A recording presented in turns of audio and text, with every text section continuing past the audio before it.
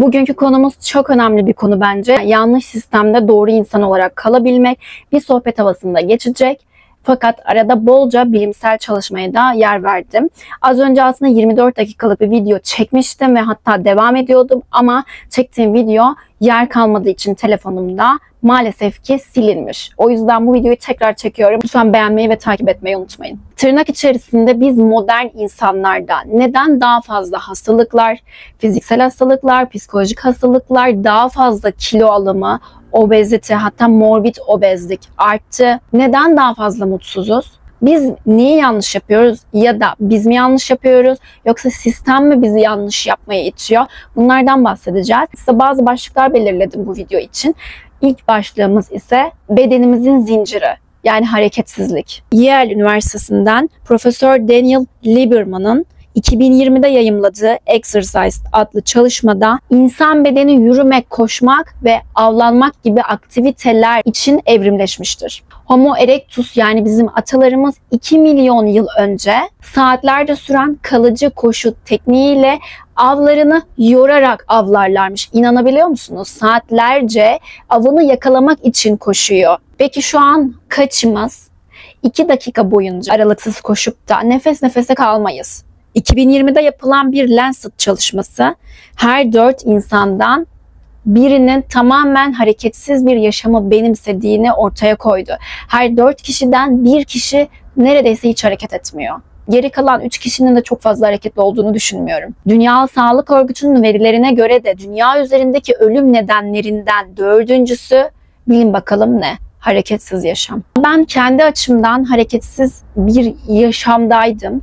Aslında hareketsiz yaşamı destekleyen günümüzün sisteminde çok şey var. Mesela insanların çalışma ortamları, mesela artan depresyon oranları, ki bundan da bahsedeceğim. İnsanları hareketsiz bir yaşama itiyor. Hareketsizlik öyle bir tırnak içerisinde uyuşturucu ki, yani insanı daha da hareketsiz bir yaşama itiyor. Ama burada hayır demeniz gerekiyor. Videonun sonunda aslında bunları toparlarken kendi önerilerimden de bahsedeceğim.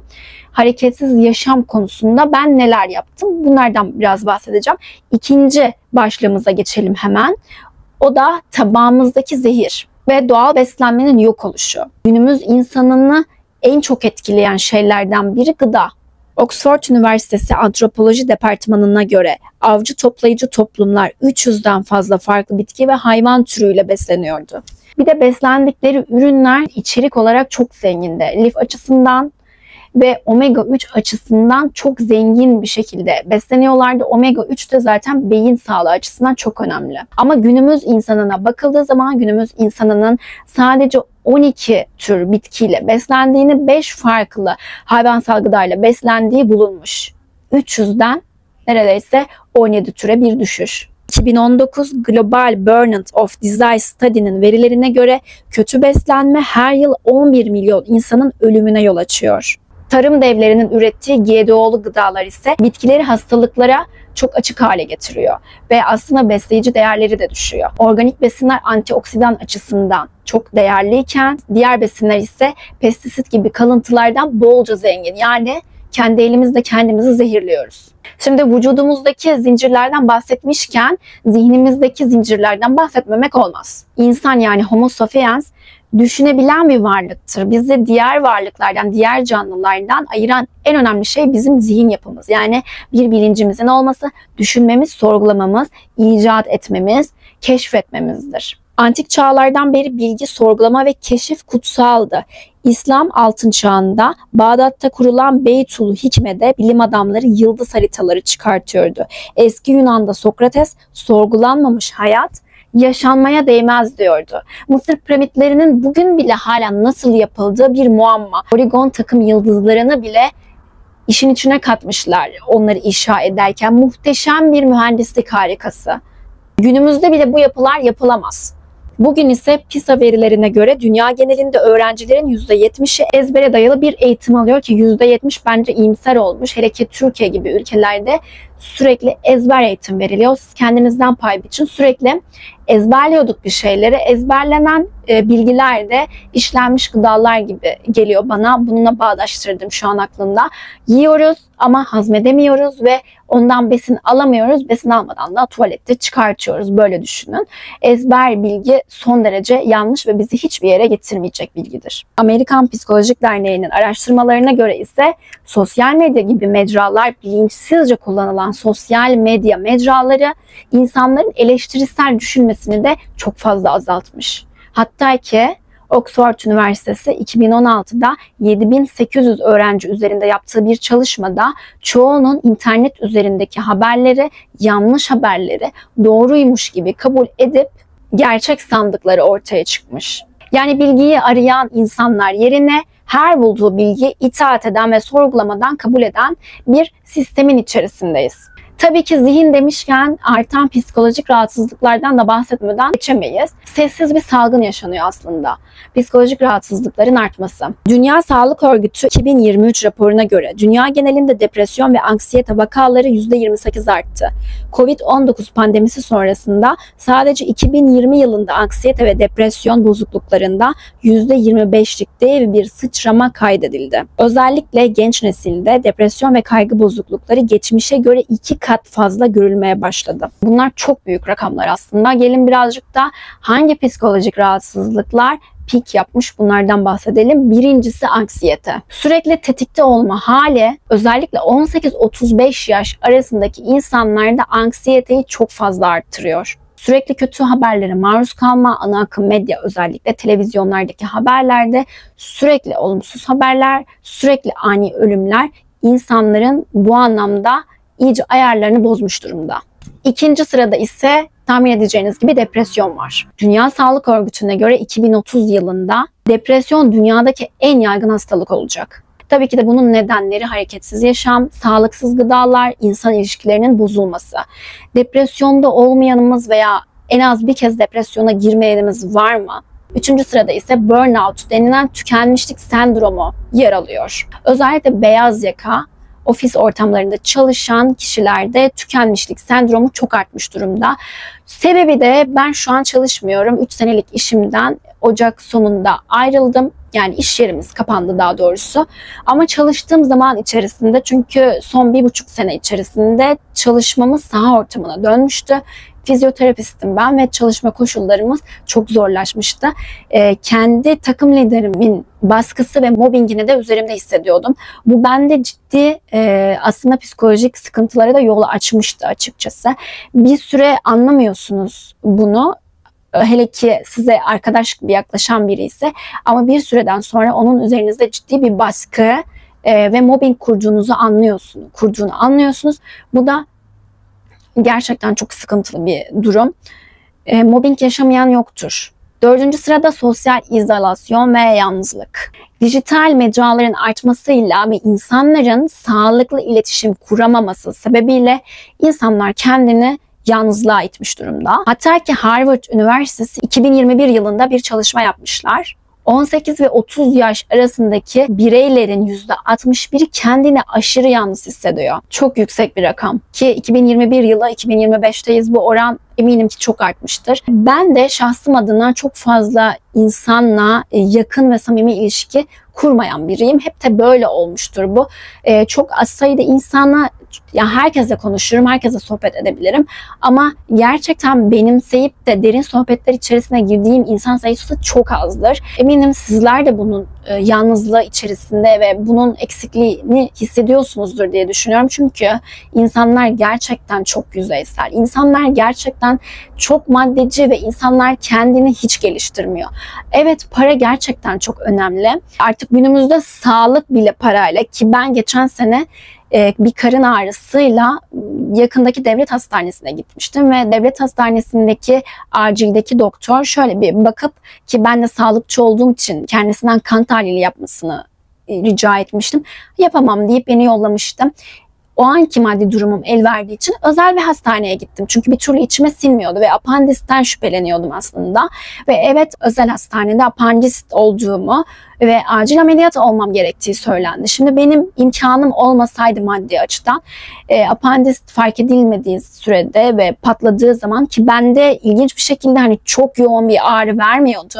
Yani o adam beni eve yolladığı zaman ben belki de patlayana kadar kalabilirdim, apandistim. İlginç bir şekilde bende çok bir ağrılı hissedilmemişti. Belki de ağrı eşiğim de fena değildir, iyidir, ondan da olabilir. O anki imkanım sayesinde sonuçta özel bir hastaneye gidebildim. Ama gitmem de gerekmiyor aslında. Devlet hastanesindeki ben bu imkanı, devletin bana sunduğu bu imkanı ben alabilmeliyim. Ama günümüzde sağlıklı beslenme, ki yukarıda bahsettiğim şekilde sağlıklı beslenme de parayla, sağlık da parayla, işte ne bileyim mobbing, size mobbing uygulayan bir iş yerine resti çekip ben çalışmıyorum kardeşim sen bana mobbing yapıyorsun diyebilmek de aslında maddi güç gerektiriyor. Yani para aslında sadece bir araç olmalı. Ben mesela çok param olsa onu aslında kendimi geliştirmeye, gezmeye harcarım diye düşünüyorum. Mesela dün bir olay yaşamıştım. Yine bir tanıdığım eline böyle para geçtikçe, iyi kazandıkça arabasının modelini değiştiriyor. Ya dedim ki yani sen bir madde değilsin, sen bir araba değilsin. Tamam, hani güzel bir araban olsun. Zaten var. Eline para geçince sen niye bu modeli sürekli değiştiriyorsun? Bana şey dedi, ben bundan mutlu oluyorum dedi. Yani bir başkası başkasından mutlu olur, ben bundan mutlu oluyorum ve bu doğru veya yanlış değil dedi. Mesela kestirip attı. Ona göre mutluluk buymuş. Aslında bu konu da kimine göre doğru, kimine göre yanlış değil.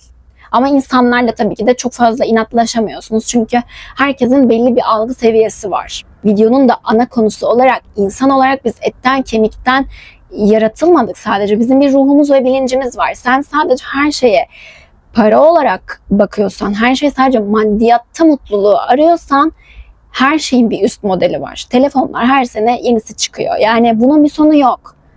Sen ama kendi iç benliğini zenginleştirirsen, kendi ruhunu doyurursan, işte o zaman belki de tam olarak bir haz elde edeceksin. Haksız mıyım? Dijital bağımlılık ve dopamin haz hormonu, işte bahsettiğim gibi özellikle sosyal medyada şöyle kaydırıyoruz ya, sürekli farklı şeyler, rengarenk sesler, ani sesler, hareketlilik, bunlar bir süre sonra bizi dopamin bağımlısı haline getiriyor. Belki de daha az düşünmemizi sağlıyor ama asla bizi günün sonunda mutlu etmiyor. Şehirleşme ve betonlaşma, betonlaşmış ruhlar. Birleşik Milletler verilerine göre 2050 yılına kadar insanların %70'i şehirlerde yaşayacak. Bu da demek oluyor ki insanlar doğadan bir hayli uzaklaşacaklar. Nature Communication'ın 2020'de yaptığı bir çalışmaya göre şehirde büyüyen bireylerin amigdala aktiviteleri, yani stres merkezleri, kırsal alanda büyüyenlere göre çok daha yüksek olduğu bulunmuş. Şehir hayatı depresyon riskini %40, anksiyeteyi ise %21 oranda arttırıyor. Zaman algısının bozulması ve sürekli koşu bandında olma hissi.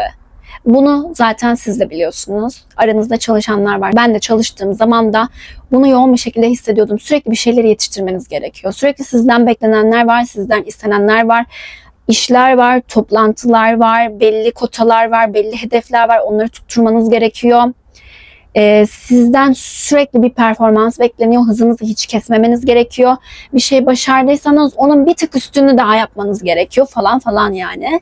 London Üniversitesi'ndeki yapılan bir çalışmaya göre multitasking, yani çoklu görev yapan insanların IQ testlerinde sarhoşken yapılan testler kadar düşük skorlar elde ettikleri bulunmuş. Çok ilginç bir araştırma bence. Hani derlerdi ya ben aynı anda bir sürü şey yapabilirim, ki bence aynı anda bir sürü şey yapabilmek aslında çok bir marifet değil.